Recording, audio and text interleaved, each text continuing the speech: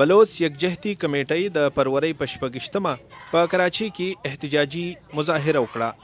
مظاهره کوونکو په وینا بلوچستان کې د بلوچستانو په جبري توګه لا درکه کولو او د هدفي وجنو پیښې زیاتې شوې دي.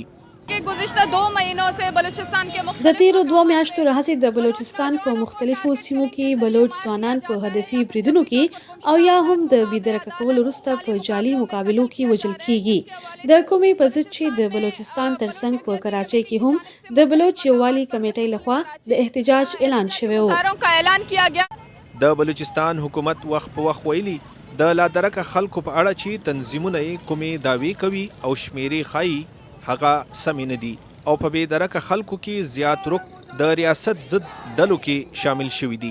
مظاهره کوونکو غوښتل چې د کراچۍ پریس کلب مخې ته احتجاج وکړي خو پولیسو یې مخه ونیوله او دوی پریس کلب ته پرې نه ښودل.